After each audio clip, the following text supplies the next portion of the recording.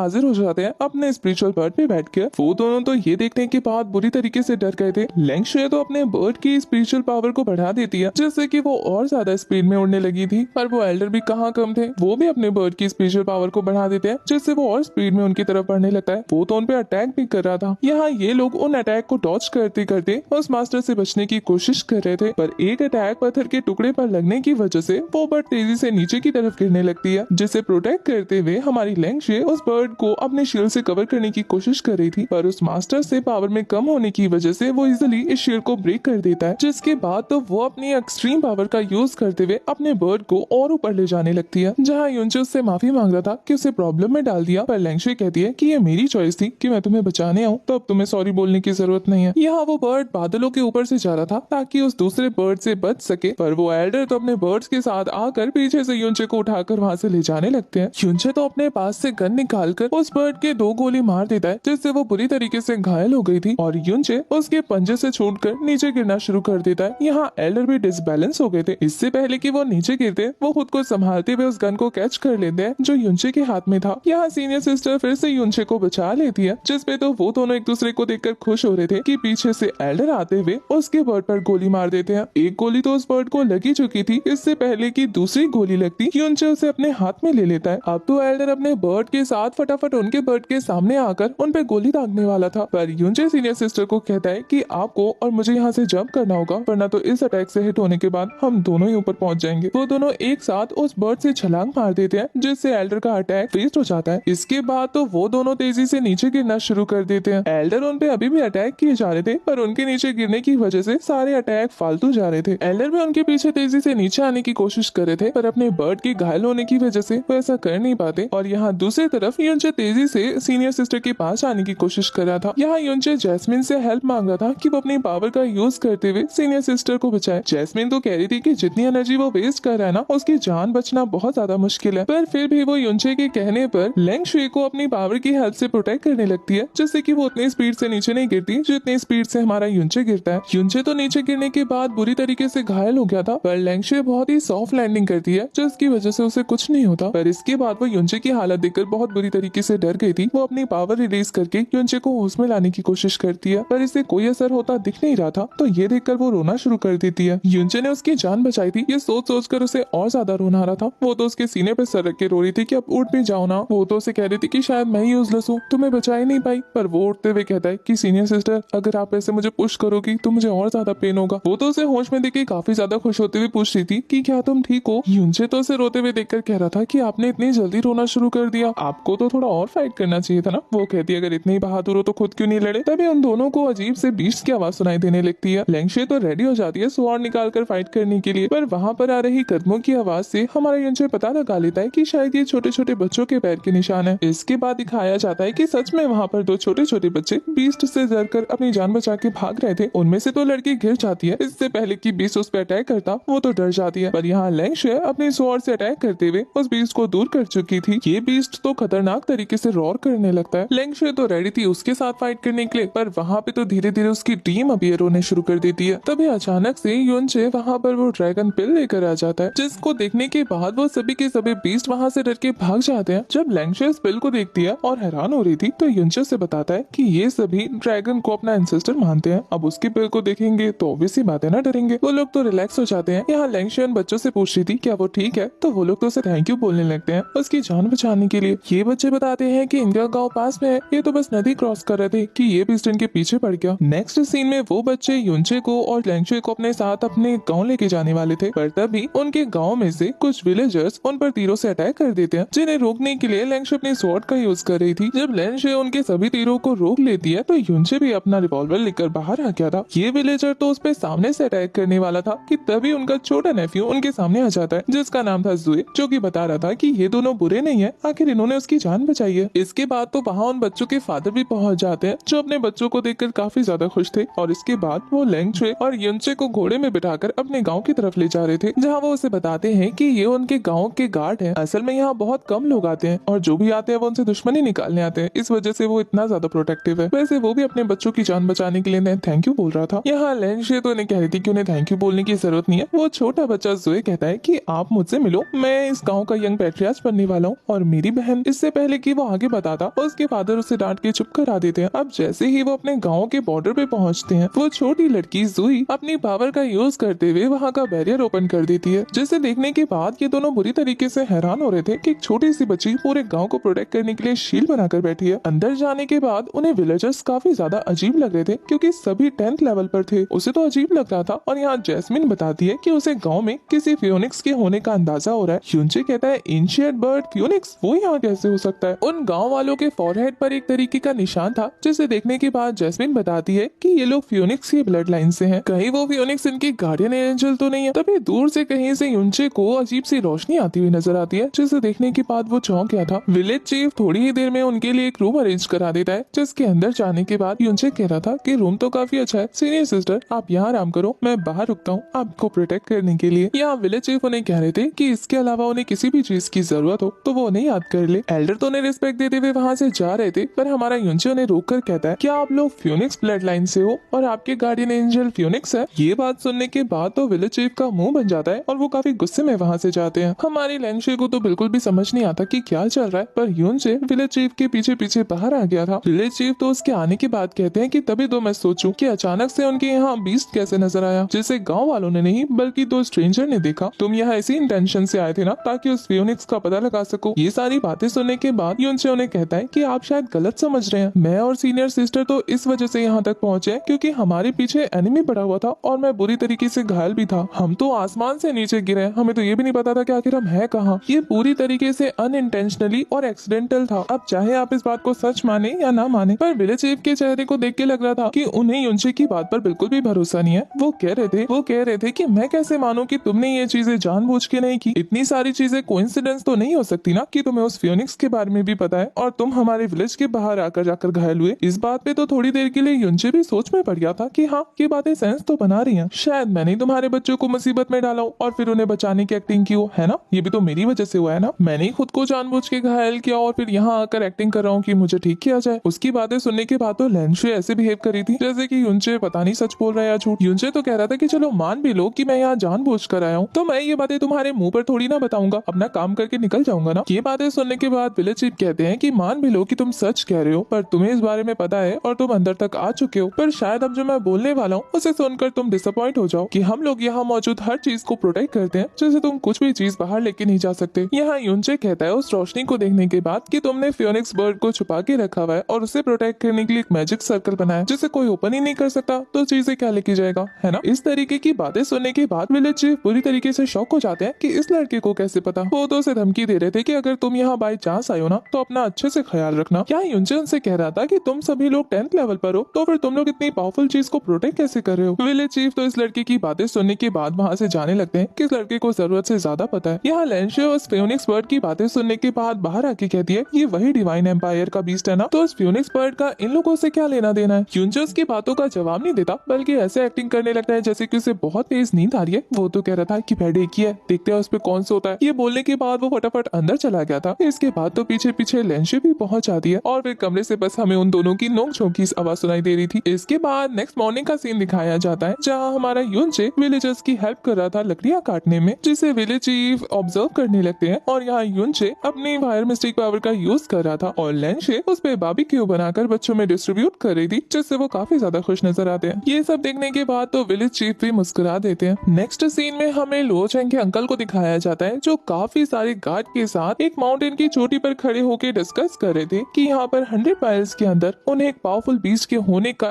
एहसास हुआ है। तो वो अपनी पावर की हेल्प से उस जगह का पता लगा लेते हैं जहाँ पर उन्हें एक स्ट्रॉन्ग बैरियर नजर आ रहा था। वो तो इस वन शो माउंटेन को देखकर काफी ज्यादा खुश हो रहे थे कि यहाँ पर लंबे समय से बहुत सारा ट्रेजर मौजूद है। यहाँ पर एक गार्डियन क्लैन रहता है। इन मास्क मैन से लो चैंग का अंकल कह रहा था कि उस ट्रेजर के साथ साथ उन्हें 2 लोगों को भी ढूंढना है, जिसमें एक लड़का है और एक लड़की। ये सभी डिसाइड कर रहे थे कि उस यूनचे को पकड़ने के साथ साथ इन्हें अगर ट्रेजर मिल रहा है तो ले लेते हैं। इस बात पर तो वो सभी पूरी तरीके से रेडी थे उस गांव पर धाबा बोलने के लिए। इसके बाद हमें यूनचे और लेंशे को दिखाया जाता है जहाँ लेंशे यूनचे की चोट को चेक करके बता रही थी कि ये तो पूरी तरीके से ठीक हो चुका है। वो तो खुश होते हुए अपनी तारीफ करने लगता है कि मैं मिरेकल डॉक्टर हूँ ना, इसलिए इतना अच्छा खाना खाया मैंने, बॉडी तो स्ट्रांग होनी थी। इस बात पे तो लेंशे हंसने लगती है। या लेंशे उसे कह रही थी कि देखो आज के बाद अगर कभी हम दोनों मुसीबत में पड़े ना तो अपनी लाइफ रिस्क में डालकर मुझे बचाने की जरूरत नहीं है, ठीक है। सबसे पहले तुम्हें खुद को प्रोटेक्ट करना है। ये सुनने के बाद यूनचे कह रहा था कि कि क्या आपको मेरी लाइफ की इतनी ज्यादा फिक्र है। वो तो लेंशे के क्लोज जाकर कह रहा था कि आपको भी अपनी जान अच्छे से बचानी है फिर तो, क्योंकि वो चाह रहा था कि जो लड़की उसके लिए जान दे सकती है वो उसे हर्ट नहीं करना चाहता। एक बार फिर वो अपनी पास्ट लाइफ की फियांसे को याद कर रहा था। उसके बारे में सोच सोच कर तो इसे काफी तेज गुस्सा भी आ रहा था कि तभी गांव वालों के शोर सुनाई देता है। यूनचे जब बाहर जाकर चेक कर रहा था तो उसे नजर आता है कि प्रोटेक्टिंग बैरियर चमक रहा है। इसका मतलब लोग बाहर या फिर अंदर कर रहे हैं। श्योरली उन लोगों ने इन पे अटैक कर दिया होगा। इसी के साथ आने के बाद दोनों को पता लगता है कि विलेजर्स के प्रोटेक्टिंग बैरियर पर बाहर से वो शाओ ट्राइब का एल्डर लगातार अपने गार्ड्स के साथ मिलकर अटैक कर रहा है, जिससे वो बैरियर टूटने वाला था। दूसरी तरफ से वो विलेजर्स अपनी पावर का यूज करते हुए उस बैरियर को प्रोटेक्ट करने की कोशिश कर रहे थे। उस बैरियर को देखने के बाद शाओ ट्राइब के वो गार्ड्स कह रहे थे कि मास्टर, देख के लगता है कि ये बैरियर एक तरीके का फॉर्मेशन है जिन्हें तोड़ने में शायद उन्हें थोड़ी सी मुश्किल हो सकती है। पर ये सुनने के बाद वो एल्डर कह रहा था कि इस तरीके का फॉर्मेशन जो एंट्री फेज लेवल के मिस्टिक रियान पर होते हैं उन लोगों के लिए बहुत ज्यादा मुश्किल होगा, पर मुझ जैसे एक एल्डर के लिए इस तरीके का फॉर्मेशन एक कागज के बराबर है। ये बोलने के बाद वो अपने मिस्टिक पावर को रिलीज करते हुए अपने स्पिरिचुअल बर्ड से उस बैरियर पर अटैक कर देते हैं, जिससे वो बैरियर पूरी तरीके से डिस्ट्रॉय हो जाता है। ये देखने के बाद तो विलेज चीफ बुरी तरीके से घबरा गए थे, इसलिए वो अंदर आते हुए उस शाओ ट्राइब के एल्डर को देखकर अपनी वेपन को बाहर निकालते हुए कह रहे थे कि उन्होंने प्रोटेक्टिंग बैरियर तो तोड़ दिया, पर अगर वो अंदर आकर उन्हें डैमेज करने की कोशिश करेंगे तो वो उन्हें जिंदा नहीं छोड़ने वाले। ये बोलने के बाद वो गार्ड अपने मार्शल आर्ट का यूज करते हुए अपने आसपास एक शील्ड टाइप का क्रिएट कर लेते हैं। जैसे ही शाओ ट्राइब से कुछ गार्ड उनके ऊपर अटैक करने जा रहे थे, वो शील्ड को ब्रेक नहीं कर पाते बल्कि उनके भाले से हिट होकर कई फीट दूर जाकर गिरते हैं। ये सब देखने के बाद वो शाओ ट्राइब का एल्डर कह रहा था कि तुम सभी रास्ता छोड़ो, और फिर से वो अपनी स्पिरिचुअल बर्ड से उन पे अटैक करने वाला था। ये देखने के बाद तो विलेज चीफ बुरी तरीके से डर जाते हैं और वो सबको संभालने को कह रहे थे, पर काफी ज्यादा देर हो जाती है क्योंकि उस स्पिरिचुअल बर्ड से हिट होने के बाद ये सभी ताश के पत्तों की तरह बिखर जाते हैं। उनमें से एक मास्क मैन विलेज चीफ पर अटैक करने वाला था। वो इस अटैक को अपनी स्वॉर्ड से ब्लॉक कर रहे थे, पर इसी अटैक की वजह से उनकी स्वॉर्ड टूट जाती है और वो जमीन पर गिर गए थे। ये देखकर उनकी बेटी बहुत बुरी तरीके से डर जाती है। इससे पहले कि वो मास्क मैन अपना स्वॉर्ड उनके पेट के अंदर घुसा पाता, तभी उस पर अटैक हो जाता है, जिससे वो काफी ज्यादा दूर गिर गया था। ये अटैक और किसी ने नहीं बल्कि हमारी लेंशिए ने अपने वेपन के जरिए किया था। लिटिल ज़ोई अपने पापा को इतनी बुरी तरीके से घायल देखकर बहुत ज्यादा परेशान हो जाती है। इधर दूसरी तरफ लेंशिए को देखने के बाद वो सभी मास्क मैन खुश हो रहे थे कि ऐसे छोटे से गाँव में इतनी ज्यादा खूबसूरत लड़की क्या कर रही है। उन्हें इस तरीके की बातें करता देख कर लेंशिए को काफी ज्यादा गुस्सा आ रहा था और वो अपने गले में रखे हुए लॉकेट को प्रेस कर देती है। ऐसा करने की वजह से उसकी बॉडी के अंदर से एक्सट्रीम अमाउंट में मिस्टिक पावर रिलीज होने लग जाती है। इस तरीके की पावर देखने के बाद शाओ ट्राइब के वो एल्डर सोच रहा था कि आखिर ये लड़की कौन है जिसने अपने अंदर हिडन मिस्टिक पावर को छुपा के रखा हुआ है। आखिर ये लड़की है कौन, और वो उसके बारे में और ज्यादा जानने को क्यूरियस हो रहे थे। दूसरी तरफ हमें लेंशिए को दिखाया जाता है वो अपनी एक्सट्रीम पावर को रिलीज करते हुए अपनी स्वॉर्ड की हेल्प से एक स्लैश लगाकर उन सभी को एक साथ घायल कर देती है। ये काफी ज्यादा पावरफुल अटैक था जो उसकी लिमिट को पुश कर देता है और इससे उसके हाथ में पेन होना शुरू हो गया था। ये देखने के बाद तो पीछे से एक और मास्क मैन उस पर अटैक कर देता है, जिससे वो बच नहीं पाती और वो उसके पेट के ऊपर पैर रख के खड़ा हो गया था। उसे मुसीबत में देखने के बाद लिटिल ज़ोई अपने गार्ड्स को कहती है कि इन्हें जाकर बचाओ। इसके बाद तो दोनों पक्षों के गार्ड एक दूसरे के साथ फाइट कर रहे थे। विलेजर्स काफी ज्यादा वीक थे तो वो उन मास्क मैन से बुरी तरीके से हार जाते हैं और एक एक करके अपने सामने उन सभी को मरता देखकर लेंशिए को बिल्कुल भी अच्छा नहीं लग रहा था। वो मास्क मैन तो उसके हाथों को भी जोर से दबाते हुए कहता है कि जब भी हम फाइट कर रहे होते ना तो हमें मर्सी नहीं दिखानी चाहिए। ये बोलकर वो जैसे ही लेंशिए को मारने वाला था तभी उस पर गोली चल जाती है और ये काम और किसी का नहीं बल्कि हमारे यूनचे का था, जो शाओ ट्राइब की उस बंदूक से सब पे अटैक करते हुए कह रहा था कि ये बंदूक तो सच में काफी ज्यादा अमेजिंग है। यूनचे को अपने सामने देखने के बाद वो शाओ ट्राइब का एल्डर बुरी तरीके से चौंक कर अपना वेपन यूज करने लगता है। ये देखने के बाद तो यूनचे लेंशिए को साइड हटने को बोल रहा था और उसके साइड हटने के बाद ये अपने पास से ग्रेनाइड निकालकर उन सभी पर अटैक कर देता है। उस ग्रेनाइड को अपने पास आता देखकर एल्डर को समझ नहीं आता कि क्या करना है। तब एक बड़े से ब्लास्ट के साथ वो सभी के सभी उस बैरियर से बाहर चले जाते हैं। उन सभी को वहाँ से बाहर भेजने के बाद यूनचे उन गार्ड से कहता है कि जल्दी से इस बैरियर को रिपेयर करो। उसकी बातें मानते हुए गार्ड के साथ लिटिल ज़ोई भी उनकी हेल्प कराती है उस बैरियर को रिपेयर कराने में। इसके बाद तो यूनचे की हालत बहुत ज्यादा खराब हो गई थी क्योंकि पहले तो वो घायल था और अब इस फाइट के बाद बाहर से उन लोगों ने अभी तक हार नहीं मानी। वो अभी भी उस बैरियर को तोड़ने की लगातार कोशिश कर रहे थे।